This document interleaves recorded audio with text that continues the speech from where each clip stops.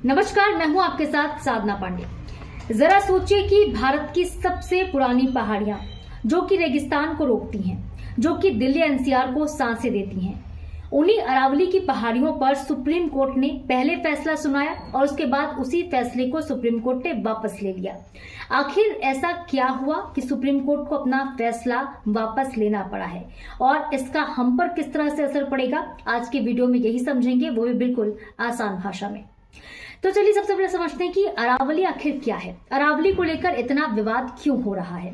देखिए कि अरावली सिर्फ पहाड़ नहीं है, बल्कि दिल्ली की हवा का सुरक्षा कवच है। राजस्थान में पानी का प्राकृतिक केंद्र है, एक तरह से टैंक है। ये रेगिस्तान को फैलने से रोकने वाली दीवारें हैं अरावली, इसीलिए बेहद महत्वपूर्ण है। अरावली लगभग 150 करोड़ साल पुरानी है, यानी कि अरावली उस वक्त से है जब आपने कभी डायनासोर का नाम भी नहीं सुना था। डायनासोर नहीं थे, लेकिन तब भी अरावली थी। ये पहाड़ियां बेहद प्राचीन हैं, ये पहाड़ियां बहुत पुरानी हैं।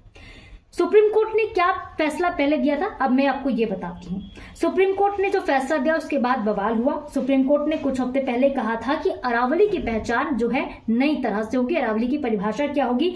जो जमीन आसमान से 100 मीटर ऊंची होगी वही अरावली मानी जाएगी, यानी कि जो पहाड़ 100 मीटर से नीचे होंगे उनको अरावली नहीं माना जाएगा। ये फैसला सुप्रीम कोर्ट का पहले आया और यहीं से सवाल उठा है कि अगर कोई पहाड़ी अगर 80 या 9 मीटर की होती है तो क्या वो अरावली नहीं होगी, और अगर वो पर्वत नहीं है, वो अरावली नहीं है, तो क्या वहां पे खनन किया जा सकता है? यही चिंता जो पर्यावरणविद हैं, जो सामाजिक कार्यकर्ता हैं, उनको सता रही थी कि आखिर ऐसी पर्वतमाला का क्या होगा जो 100 मीटर तक नहीं होगी। क्या वो कट जाएगी? क्या वहां पे खनन होगा?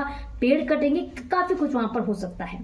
और चिंता बढ़ी, विरोध बढ़ा, लोगों ने लगातार इसको लेकर प्रदर्शन किया। पूरे उत्तर भारत में लगातार प्रदर्शन हो रहे थे, खास तौर पर राजस्थान में ये प्रदर्शन उग्र हो गया था बीते दिनों, और इसके बाद सुप्रीम कोर्ट को इस पर विचार करना पड़ा। सुप्रीम कोर्ट ने इस पर अचानक से ब्रेक लगा दिया है।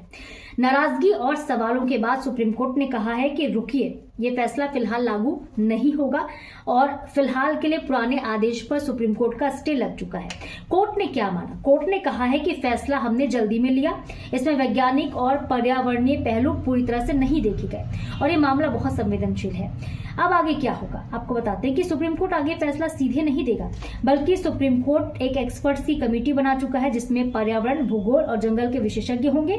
बताएंगे वो कि अरावली क्या है, अरावली की परिभाषा क्या होनी चाहिए और अब हम उसको कैसे बचा सकते हैं। तो ये बहुत महत्वपूर्ण पहलू रहा है।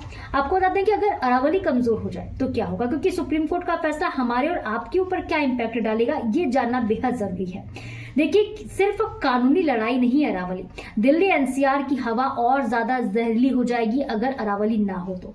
भूजल का स्तर नीचे गिर जाएगा, रेगिस्तान जो है वो और ज्यादा बड़े हो जाएंगे। कुल मिलाकर राजस्थान में पानी की कमी और ज्यादा देखने को मिल सकती है और आने वाली जो पीढ़ियां हमारी होंगी उनको इसकी कीमत चुकानी पड़ सकती है। इसीलिए अरावली बेहद महत्वपूर्ण है। अब सबकी नजरें अगले सुनवाई पर हैं जो कि 21 जनवरी को होगी। एक्सपर्ट कमेटी की रिपोर्ट पर सबकी नजरें होंगी जो कि आएगी और तभी तय होगा कि अरावली सच में बचेगी या सिर्फ कागजों में सिमट जाएगी। तो कभी कभी सही फैसला लेने के लिए पीछे हटना बेहद जरूरी होता है। अगर सुप्रीम कोर्ट ने कुछ सोचा है, कुछ सोच के अपने फैसले पर स्टे लगाया तो ये बेहद आवश्यक है। ये बैकफुट पर सुप्रीम कोर्ट नहीं गया, बल्कि उसने सोचा कि अरावली कितनी महत्वपूर्ण है। गलती मानने का वक्त ये नहीं है, बल्कि जिम्मेदारी निभाने का सुप्रीम कोर्ट का संकेत ये दिखा रहा है। आप इस पर क्या सोचते हैं?